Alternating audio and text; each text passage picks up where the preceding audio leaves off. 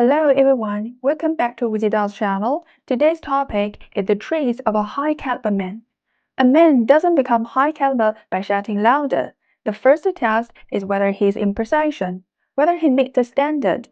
Just as top-tier women are ultimately measured by quality, a man's caliber determines whether he can stand firm, go far, and carry weight. Fate dealt the opening hand, but principle and practice sharpen the edge. People's destinies differ and can be boxed into one line, yet the logic of rising, the logic of breaking out, and the logic of gaining advantage don't change across the centuries. With that in mind, we can use words to sketch the bones of true elites and map the sense. Over the years, I've worked with scholars and magnate, public leaders, and self-made builders. In them, you will see both light and shadow. Today, we focus on the light. Aim high and it will likely land native. Aim native and it will fall low. Aim low and it will lose. If we can extract the shared truths of top performers and leave a lamp for those who come after, that's enough. Let me start with a hotline. Many men today don't deserve the title. They lack ambition, breadth, and backbone. They fold under pressure and lack structured, independent thinking. When work gets tough, they perform produce and hide. When the family needs them, they retreat and claim they're not capable. They promise to protect everyone. In reality, no one can rely on them. This decline is tied to how narrative spread. When society's microphone schools tells people who never face the real storms, softness replaces still, and theatrics bury courage. Social media give everyone a mic gate, but without perspective, right sounding becomes narrow dogma. Over time, fake equality and fake confrontation fly together. Men and women tear each other down while the real skill, taking responsibility, gets thrown away. In the real upper middle layers of society, clear division of roles wins. It's not about dishes, it's about who expands outwards and who fortifies inwards. A client of mine is a top law firm partner serving listed and pre-IPO companies with many millions in annual income. He and his wife are a classic power duo. He opens territory and holds public roles. The actual economic proceeds are structured under his wife's name to keep compliance tight. She handles asset allocation, liquidity, leverage on properties, and oversees real estate. Distinct lanes, non-overlapping energy, mutual excellence. There are equally successful reverse setup, husband internal, wife external, where she runs social capital in relationships, while he anchors the interior. The point isn't slogans, it's whether you can divide, coordinate, and resonate. So what does a high-caliber man look like? Faces differ, but the high peaks share six hidden beams. Perspective, magnanimity, wisdom, grit, trade-offs, and self-respect. This isn't motivational fluff, it's bone and blood. Look closely at the men who actually build things, and you will see they're rarely petty, gloomy, selfish, short-sighted, or crude. Let's unpack the six dragon bones, and along the way, you will see why a high caliber man is also high energy and high agency. Perspective, everything begins with known by perception. See further, dig deeper, think longer. Don't be greedy, don't be frantic, don't fight for short-term faith. Perspective isn't love's slogan or my fate my way bravado. It's placing yourself in a larger coordinate system. Which part of the cycle is your industry in? What tide inflection is approaching? Where's the capital tilting? Which square on the chessboard are you standing on? Get your coordinates right, and you won't spend 10 years of effort for 1 year of return. Men without perspective react to events. A smooth wake and they inflate. A setback and they go leap. Ignore today, they flip side tomorrow. High agency men react to forces. Even when the present is rough, they keep doing what's long-term right. When the wind hasn't arrived, they build the muscles the wind will use. That's high energy in its disciplined form. Energy assigned to the right horizon. How do you map your perspective's limits? 3 reactions. 1. Delayed gratification. Can you execute the same correct action for 6 months without visible results? 2. Contrary evidence. When the facts challenge you, do you auto filter or update your model? 3. Flow changing. In complex situations, can you jump from flow 2 to flow 5, reframing so small issues dissolve inside a larger one? Training is simple but not easy. Every week, write a high-flow review explaining your decisions. First-order logic, second-order effects, possible reflexivity. Every month, run time arbitrage check. Did I do anything this month that my future self will thank me for in 3 years? Perspective grows when short-term right repeatedly yields to long-term more right. Magnanimity. Treat face debt for victory debt. Let your goal win, don't let emotions win. Magnanimity isn't being a pushover, it's goal-first emotion governance. I can be misunderstood, I can bowl first, but the bottom line is moving the goal closer. Whoever can lock their emotions in a cage can put larger resources in their pocket. That's high agency, choosing outcomes over our best, and it frees your high energy for real work. The opposite is face sovereignty. Clap back at every slide, settle every score. Short term, it looks strong. Long term, no heavyweight wants to partner. Operators treat conflicts like resource allocation. If one apology buys 10 years of cooperation, that's a great price. If one step back saves a year of politics, even better. Get your magnanimity by how you handle humiliation moments.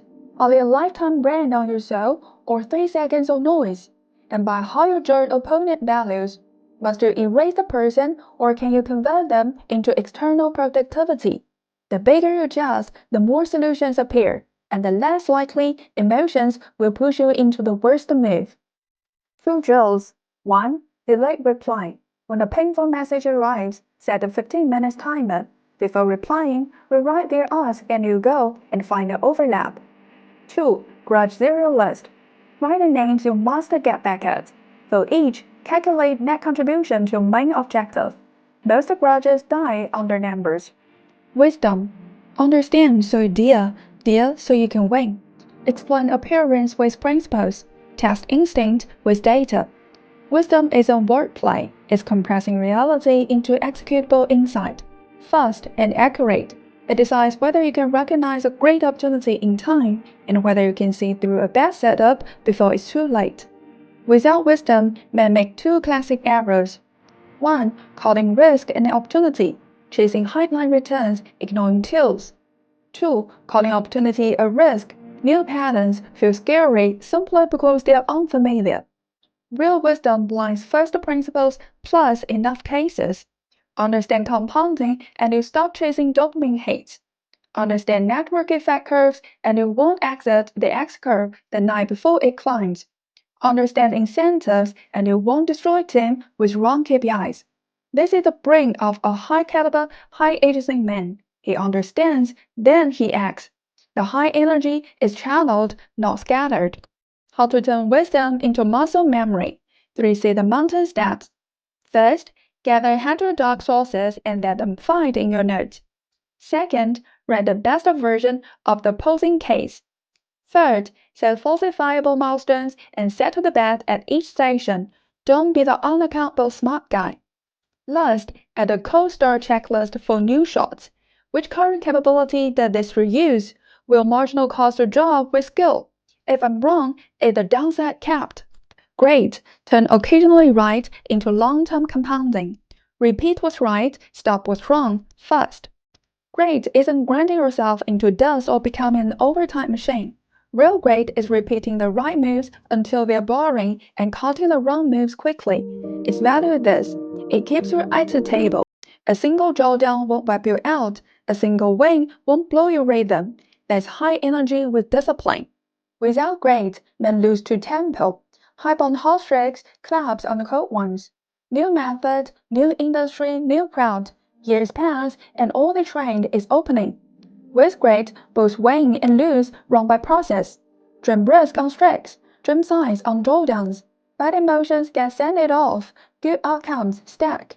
System ties grades with life risk control, blocking sleep, training, and deep work blocks. Cut high sugar and stimulant during critical hours. Your body is the battery of your will. View process KPIs, measure the actions you control. Don't let outcome metrics jerk you around. Keep a weekly one-page microprocess log. What did I keep doing right? What wrong thing did I do less of?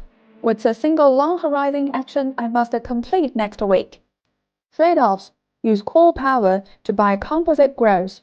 First ask, what is my core? Then ask, how does everything else fit it? Trade-offs aren't have it all, they're fit to mingle with everything you've got.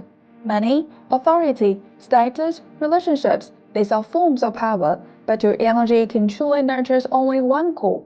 Choose the wrong core and you burn bright but wasteful. Choose the right core and even scraps fit the engine into composite grabs.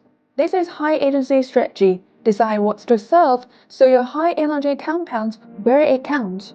The opposite is greedy chaos. A founder gets a little traction and suddenly wants to be an influencer, advisor, and thought leader at once. A project turns profitable and they start holding a private stash just in case. Looks clever, long term it leaks value. The most dangerous trade is swapping short-term safety for long-term credit. Once your credibility punctures, capital, regulators, and peers shut their doors tighter. Make trade-offs scientifically. First, write your core capability canvas. Is your edge product insight, low-cost acquisition, mobilizing people, or deal structuring? After you fix the core, do two things. One, outsource non-core capabilities and procure non-differentiated ones. Two, build power conversion channels.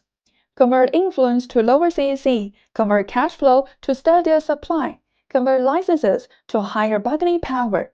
Now you are not firefighting, you are rebuilding an energy network. Self-respect. Use an inner ruler to calibrate outer height. Stand without applause, don't fall at the first jeer.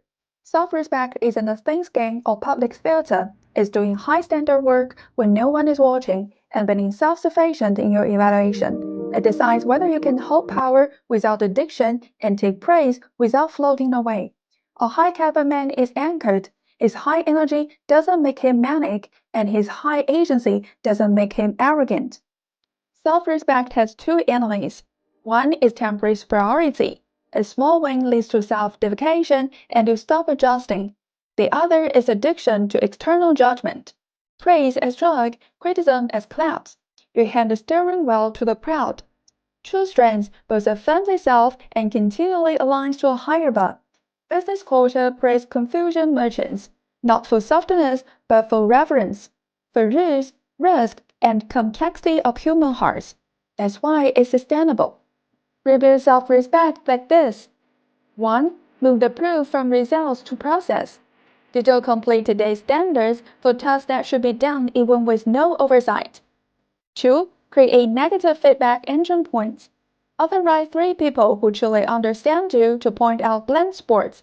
Publish a visible improvement list. 3. Keep one non-instrumental practice. Endurance sports, an instrument, or long-form writing as a ground wire to discharge restlessness. When you are lost, ask the 2 old questions. Do I, right now, deserve my own respect? If not, what specific small action today will make tomorrow's me more deserving?